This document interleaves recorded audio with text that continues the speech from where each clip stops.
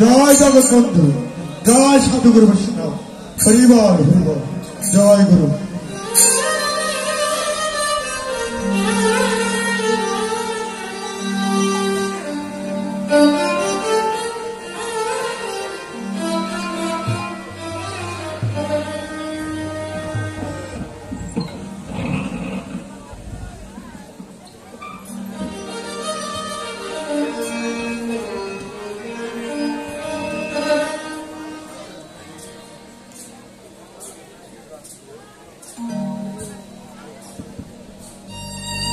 Hello.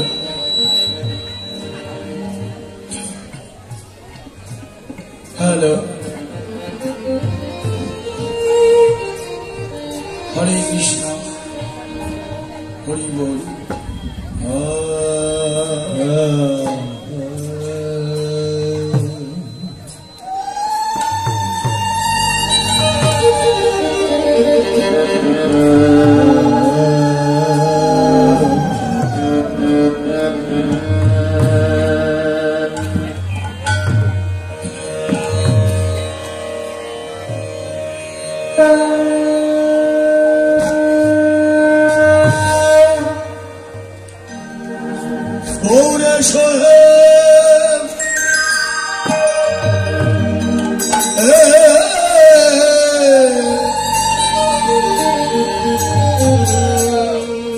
Shri Sachi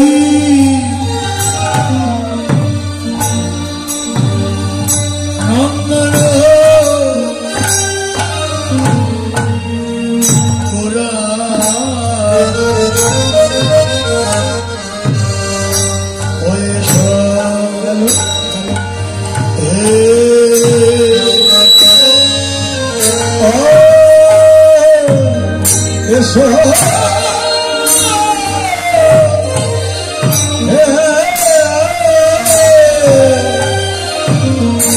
Shri Sachi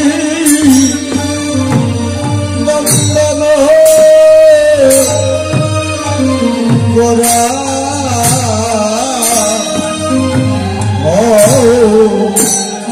এসো হে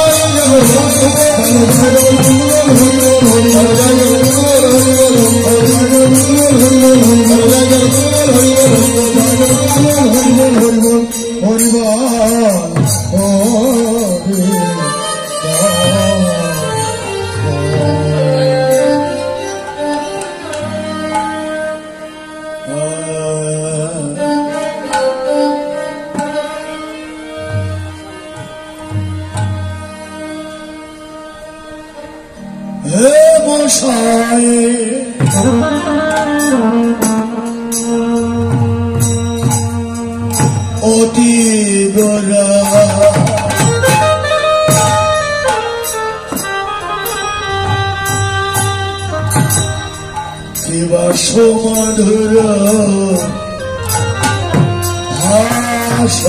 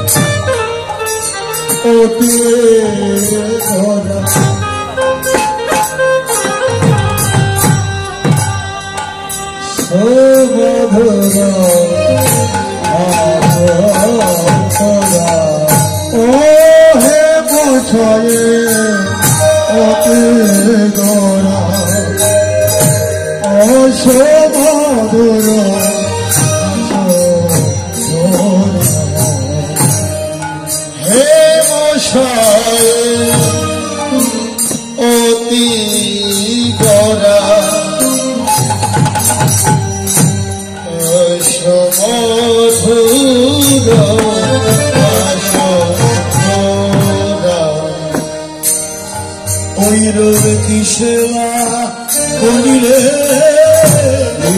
সেবা করিলে সেবা করিলে সেবা করিলে বসিত কাঞ্চনজীবী কি সেবা করিলে বসিত কাঞ্চনজীবী কি সেবা করিলে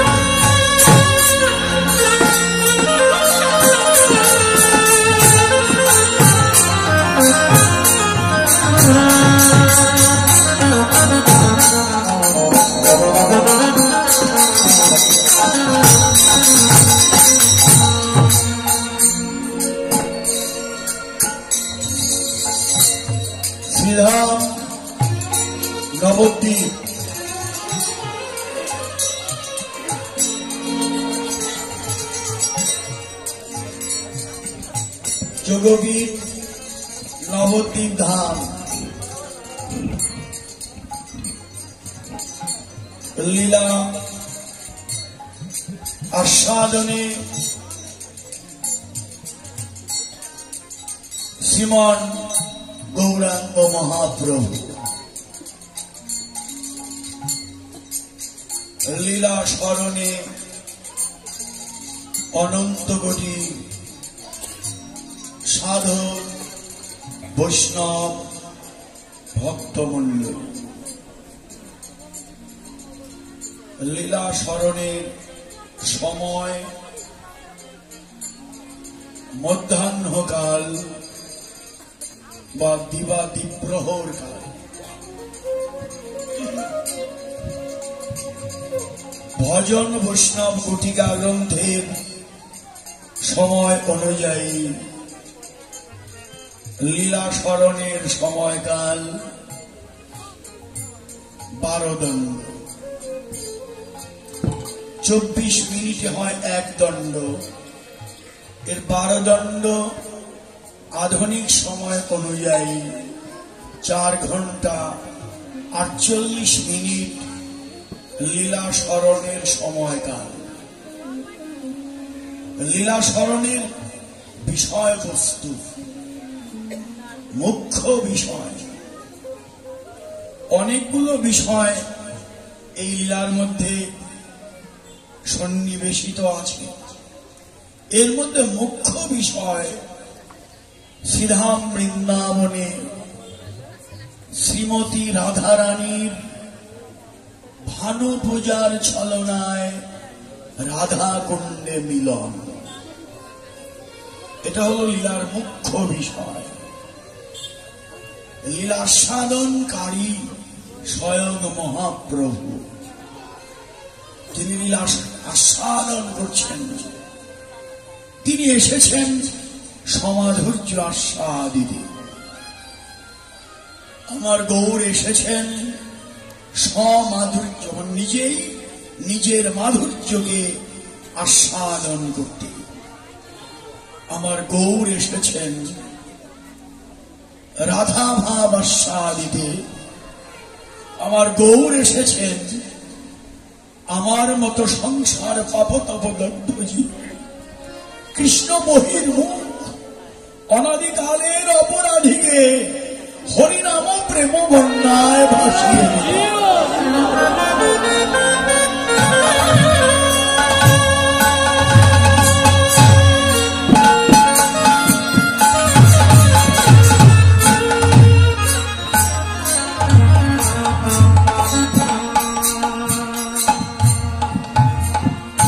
এমন পতিত পাবন আমার গৌর হরি একা আসেননি, সঙ্গে দয়াল নিতাই চাঁদকে সঙ্গে নিয়েছেন।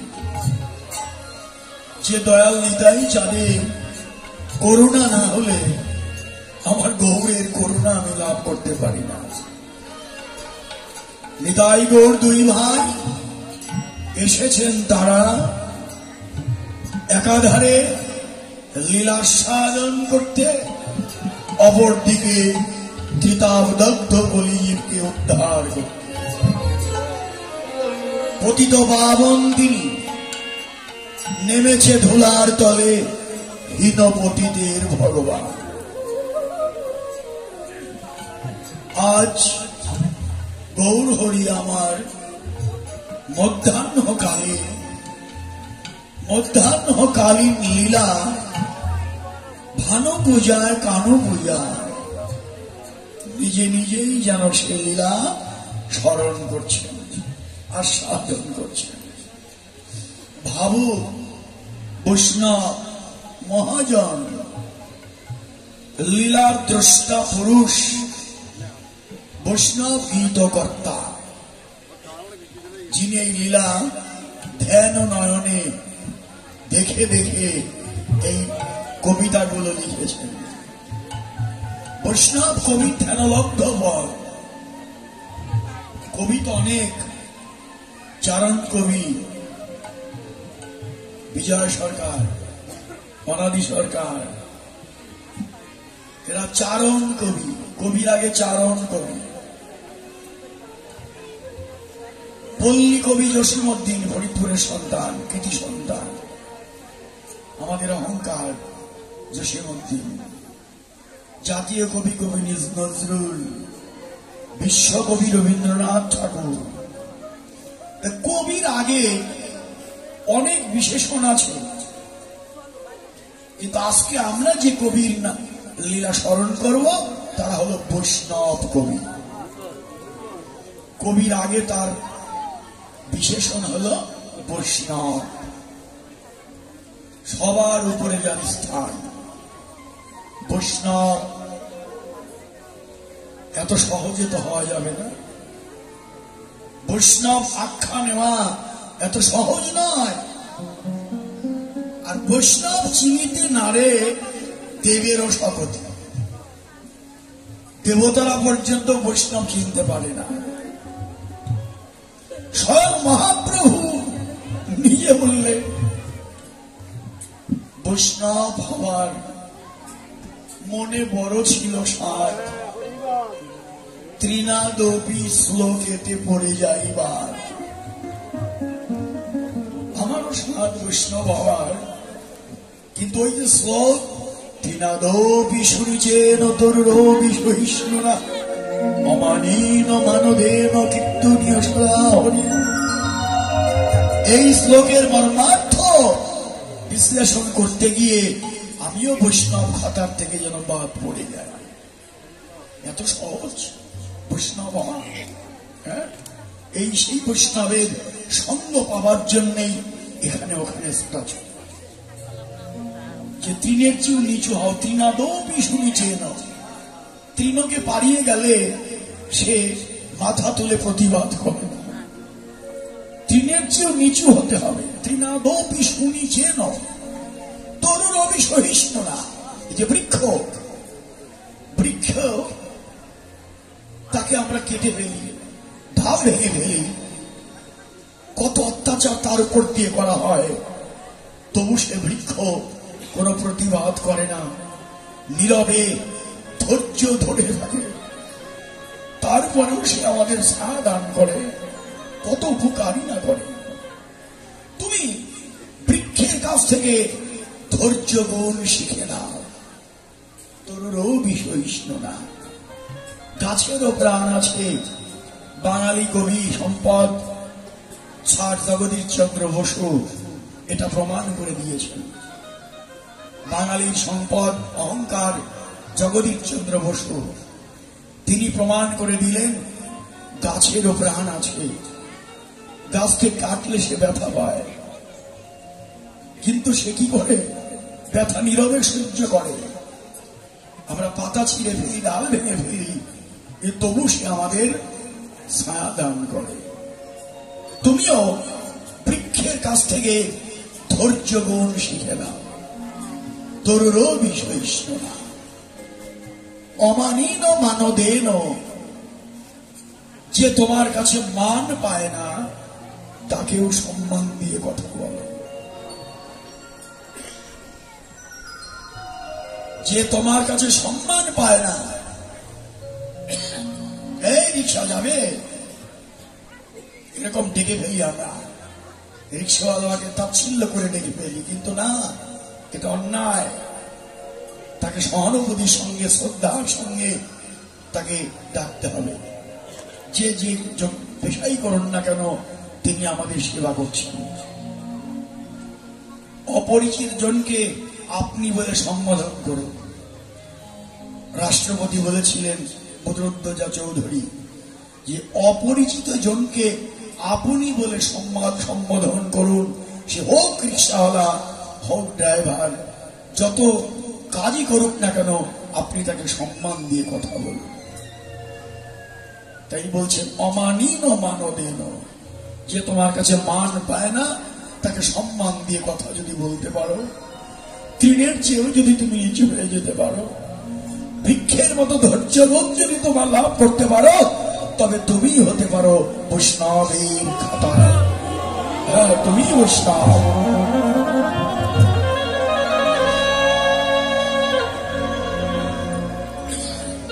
তাই আজ আমার মহাপ্রভু তিনি কি করলেন? তার রূপ দেখলেন বৈষ্ণব কবি। বৈষ্ণব কবি যিনি, আমরা যে পথখানা স্মরণ করব, গৌরচন্দ্রিকা রাধা মোহন দাস। বৈষ্ণব কবি তিনি, রাধা মোহন দাস। তিনি পদ লিখলেন হেমশয় অতি গোরা, সুমধুর হাসথরা, জন জন নয়ন আনন্দ।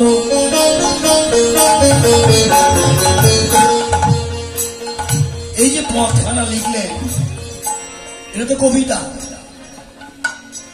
কবিতা, এই কবিতার মধ্যে থেকে, পদের থেকে পরম পদার্থ বের করে আনতে হবে।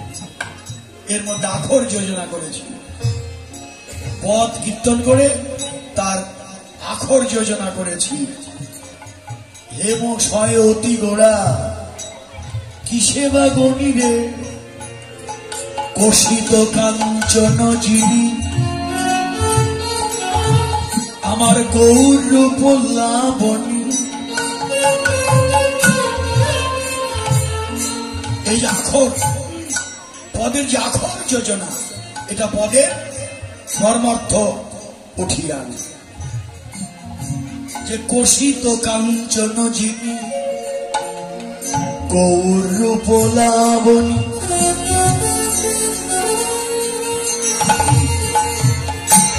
কাঞ্চন মানে কি? সোনা। কষিত কাঞ্চন, যে স্বর্ণে এতটুকু খাদ নেই, তার নাম কষিত কাঞ্চন। তাই বললেন কষিত কাঞ্চন যিনি, আমার গৌর রূপ লাবণী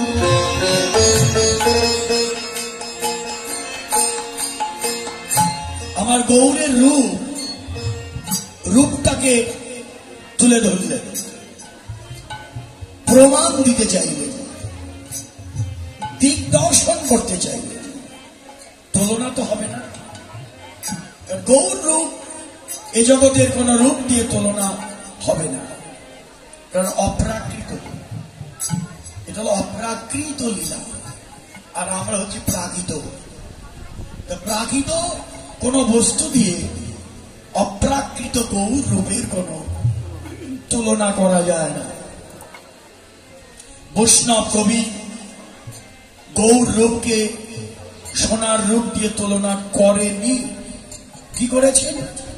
গৌর রূপের পাশে একখণ্ড স্বর্ণকে উপস্থাপন করেছেন মাত্র,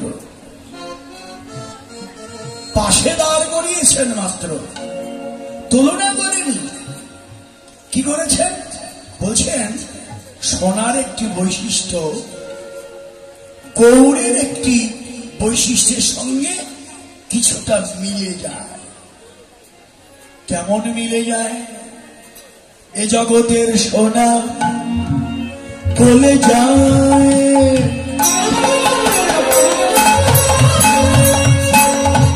গলে যায়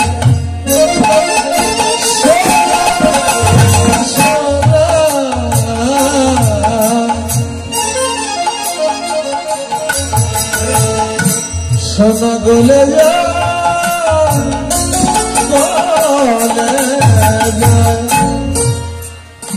সোনা কখন বলে? সোনায়ার সোহাগা, সোনায়ার সোহাগা, সোনায়ার সোহাগায়। শুধু তাই না, সোনার সঙ্গে সোহাগা মিশিয়ে দিলেই গলবে না। সোনায়ার সোহাগায় অনলতাপ লাগলে গায়, সোনায়ার সোহাগায় অনলে তাপ লাগলে গায়। অনল মানে অগ্নি, আগুন। সোনার সোহাগা মিশিয়ে দাও, সাথে আগুনের তাপ দাও, তাহলে কি হবে? জাগতিক সোনা গলে যাবে। ওই রকম সোনার গৌর, তো গৌরকেও সোনা বলি আমরা, সেই গৌর সোনাও গলে যায়, গৌর সোনা গলে যায়। ভক্তের ভক্তি সোহাগায়, শুধু ভক্তি নয়, ভক্তি সোহাগা আর অনুরাগের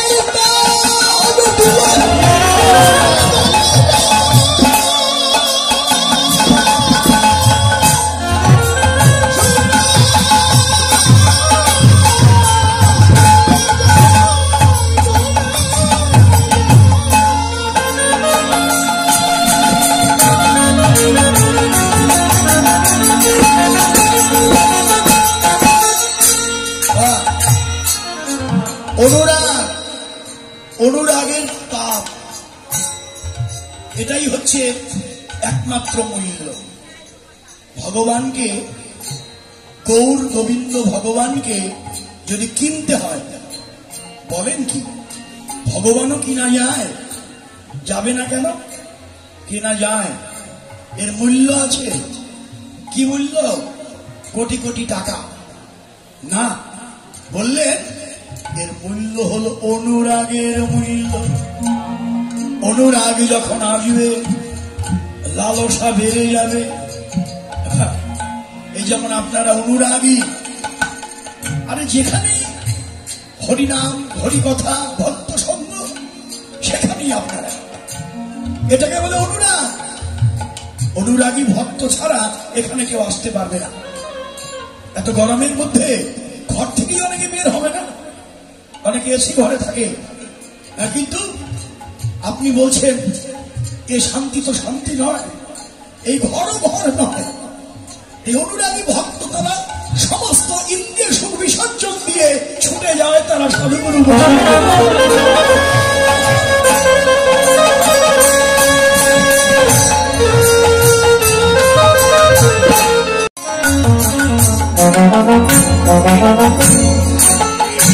ছুটবেই তারা। অনুরাগ যখন আসবে না, অনুরাগের কড়াইতে দাঁত হতে হতে ভগবানের লীলা রসমৃত এটা নতুন নতুন ভাবে ধরা পড়বে। আপনার অনুরাগের তাপ যেমন আছে, হ্যাঁ, তিলে তিলে নতুন হয়। সকালবেলা আপনারা তো কম আসেন, সকালবেলা কীর্তন হয়, যারা রসদগার কীর্তন করে, সকালবেলা রসদগার কীর্তনে রাধারানী এগুলো কথাগুলো বলে। হ্যাঁ, সখীরা যখন আসে না, ও রাধে একটু বল না রাধে, গত রজনীতে প্রাণ বন্ধুর সঙ্গে তোর যে রসের বিলাস হয়েছে একটু খুলে বল, বড় আশা করে এসেছি। তখন রাধা বলে, কি পুছোসি অনুভবময়, কি পুছোসি অনুভব, এ যে বলিবার কথা নয় রে, বৃষ্টি করে বলিবার কথা নয় রে, কেবল অনুভবের বিষয় বলিবার কথা নয় রে,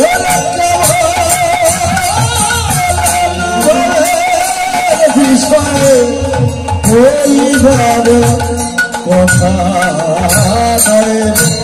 সখী রে, তোরা যা শুনতে চাইছিস এটা বলা যায় না রে, বলবার কথা না, কেবল অনুভবের বিষয়।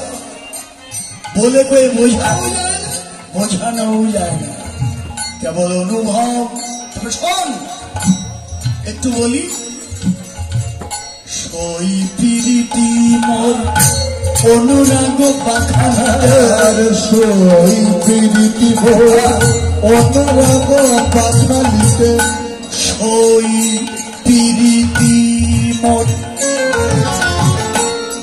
অনুরাগ পাখালিতে, সই প্রীতি অনুরাগ পাখালিতে, তিলে তিলে তিলে তিলে নতুন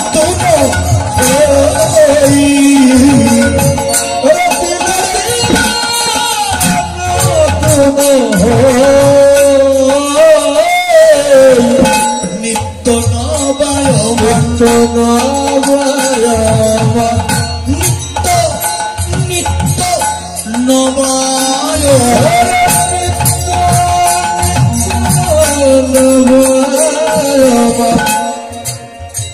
একটু পদগুলো শুনুন। সকালবেলা এই পদগুলো যারা জানে, আমরা তো বুঝতে পারি না রসদগার কীর্তন যে কত মধু। এটা যারা একটু বয়স্ক কীর্তনীয় তাদের দিয়ে রসদগার করানো উচিত। কিন্তু আমাদের প্রবলেমটা কোথায় জানেন? সকালবেলা লোক হয় না, এই জন্য আমাদের সকালবেলায় এভাবে আমাদেরকে দেওয়া হয় না। কিন্তু ভক্তরা যদি, আপনারা বিশ্বাস করবেন না, আমরা যখন উত্তরবঙ্গ টাঙ্গাইল দিয়ে কীর্তন করতে যাই, সকালবেলায় বেশি লোক থাকে। ভোর ঘুমের থেকে উঠেই তারা হাজির জাগরণ রসদগার শোনার জন্য। কি মধুর পালা লীলা এটা। এই অনুরাগের কথা থেকে আমি এই পদটা একটু টেনে এনেছি।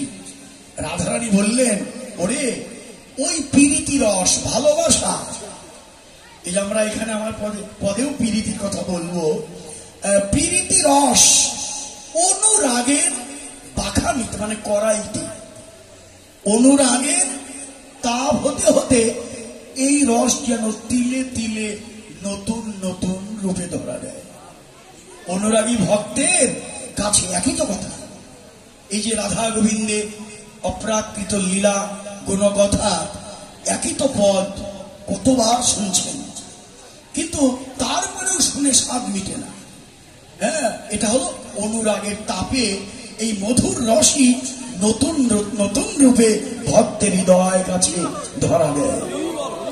এজন্যই অনুরাগ বেড়ে যায়। অনুরাগ যখন আসবে লালস আরো বেড়ে যাবে, আরো শুনতে চায়, আরো একটু ভালো করে বুঝতে চায়। এটাই বলছে তিলে তিলে নতুন হয়, নতুন হয়। আরো কি বলে জানি, রাধারানী আরো বলেছেন, শোন, জনময় অবধি হাম রূপনে হারিলু, জনময় অবধি হাম রূপনে হারিলু, জনময় অবধি হাম রূপনে হারিলু, জনময় অবধি হাম রূপনে হারিলু, তিরোপিত ভেল, তিরোপিত ভেল, নয়নের স্বাদ মিটে নাই, আমার নয়নের স্বাদ মিটে নাই রে, নয়নের স্বাদ মিটে নাই, আমার নয়নের স্বাদ মিটে নাই রে, নয়নের স্বাদ মিটে নাই, নয়নের স্বাদ মিটে নাই রে, তিলে তিলে না না, নয়ন তিরোপিত ভেল। কতবার ওই রূপ দেখলাম, জন্মের পর থেকেই তো ওই রূপ। কি রাধারানী জন্ম নিল অন্ধ, জানেন আপনারা? প্রকৃতই কি অন্ধ? না, অন্ধ নয়, ওটা ভাব ধরে আছে। রাধার মনের স্বাদটা কি, যে দেখবো তো, জন্মের পরে নয়ন মুদে বা নয়ন খুলে যাকে দেখবো তাকে না পেলে তো আমি দেখবো না, নয়ন খুলবো না। চলে এলো মা যশোদার কোলে বসে, হামাগুড়ি দিয়ে, আস্তে ভজনে ব্যাঘাত করবেন না, হামাগুড়ি দিয়ে যখন এসে বলল, স্পর্শ দেওয়া মাত্রই এই তো আমার প্রাণ বলল, নয়ন খুলে ওই রূপ দর্শন করবে। এই যে জন্মের পর থেকে ওই রূপ আমি দেখেছি, কিন্তু নয়নের স্বাদ মিটে নাই। মনে হচ্ছে তিনি কোটি নয়ন পেতাম, হ্যাঁ, তাহলে বুঝি দেখে স্বাদ মিটত। নয়ন না তিরোপিত ভেল। দেখলেন এরপরে কি বললো জানেন? সৈবচনামৃত শ্রবণ হি শুনল, সৈবচন অমৃত শ্রবণ হি শুনল, সৈবচনামৃত শ্রবণ হি শুনল, সৈবচন অমৃত শ্রবণ হি শুনল, শ্রুতি পথে পরশন গেল,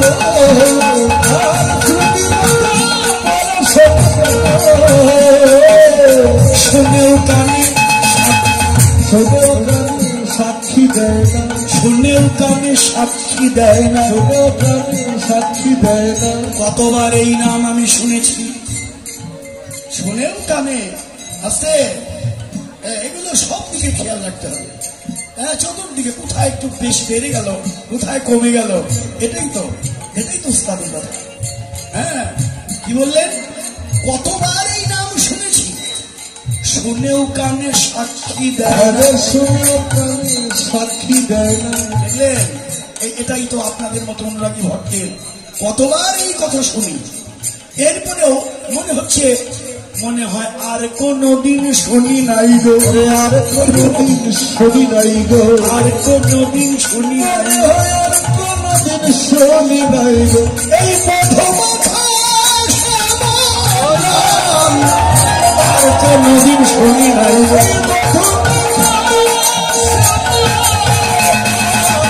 আর কোনদিন শুনি নাই গো, শ্রুতি পথে পরশনা গেল, শ্রুতি পথে পরশনা গেল। অনুরাগী কথায় উঠবেন না, দাদা পথটা শেষ করে উঠবেন একটু একটু। কি চমৎকার পদ হচ্ছে, আপনি উঠে গেলে আমাকে প্রাণে ব্যথা লাগে। হ্যাঁ, তারপর আর কি বলবো, আরেকটু বলে নেই। কত মধু জামিনী রভসে গুয়াইনি, আর কত মধু জামিনী রভসে গুয়াইনি, কত মধু জামিনী। জামিনী মানে কি?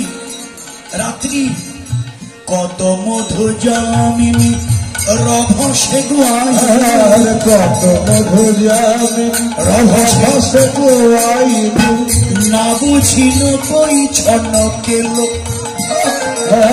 না বুঝিল কই ছনকেল।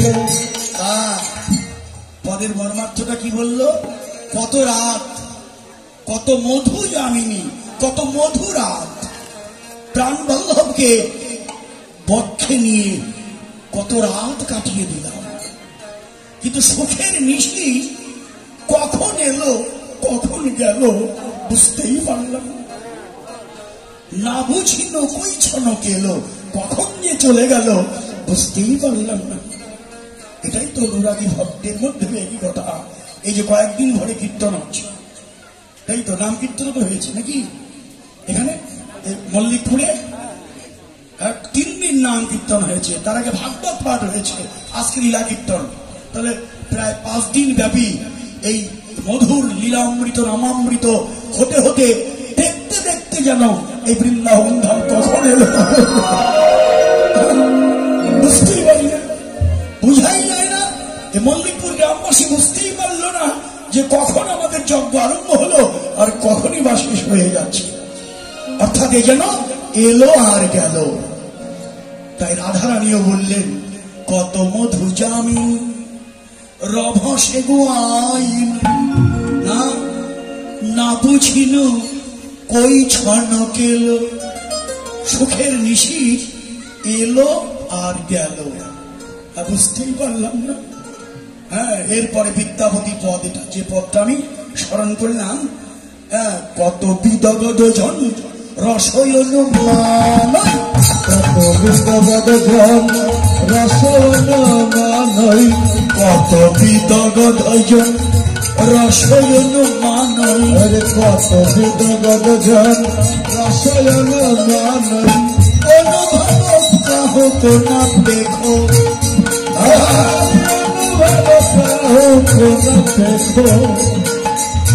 বিদ্যাপতি কহে প্রাণ জুড়াইতে,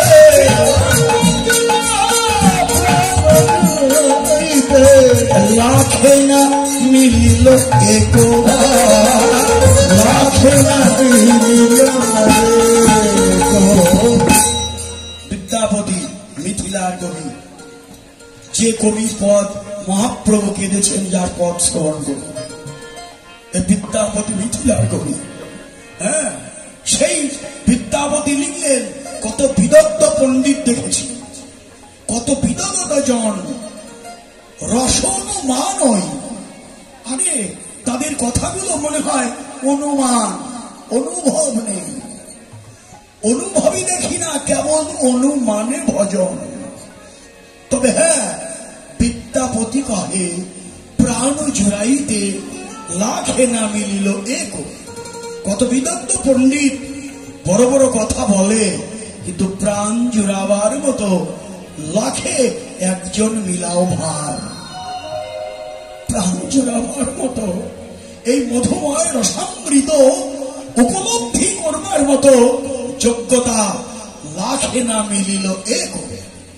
আমরা বলি না ভক্ত, ভক্তের সংজ্ঞা, অনেকেই ভক্ত বললেই আমি আনন্দে আত্মহারা হলো, আমি বলি সত্যি ভক্ত হয়ে গেছি, আমি সত্যি কি বৈষ্ণব হয়ে গেছি। আসলে কি তাই? বৈষ্ণব ভক্ত হবে এত সহজ? শাস্ত্র কি বলে? কোটি কর্মনিষ্ঠা মধ্যে এক জ্ঞানী শ্রেষ্ঠ, কোটি জ্ঞানী মধ্যে হয় একজন মুক্ত, কোটি মুক্ত মধ্যে এক দুর্লভ কৃষ্ণ ভক্ত।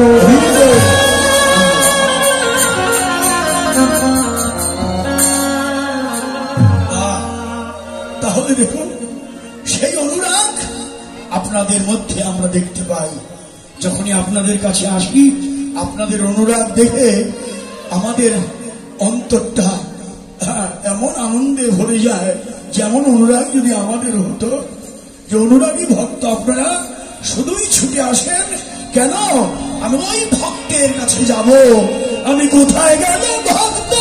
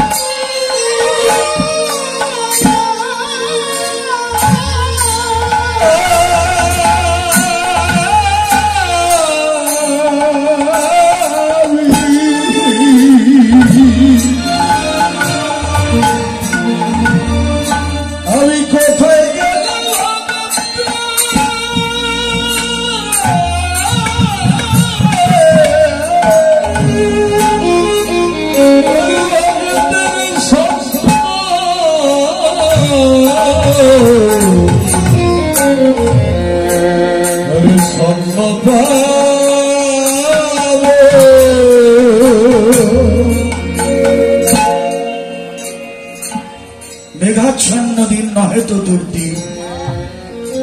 যেদিন কৃষ্ণ ভক্তের সঙ্গ হলো না সেটাই দুর্দিন, ভক্তের কাছে সেটাই দুঃখ। ভক্তের বিরহ গণ্ডি, কৃষ্ণ ভক্ত সঙ্গ বিনা বিরহ নাহি আর। বিরহ একটাই, যেদিন কৃষ্ণ ভক্তের সঙ্গ পেলাম না। এত মূল্য সাধু সঙ্গে বৈষ্ণবের হবে না কেন? ভক্তি অঙ্কুর গজাবে থেকে, যে ভক্তি দিয়ে ভগবানকে পাওয়া যায়, সে ভক্তির অঙ্কুর তো কোথায় জন্মায়? শাস্ত্র কি বলল? সাধু সঙ্গ হইতে হয় শ্রবণ কীর্তন।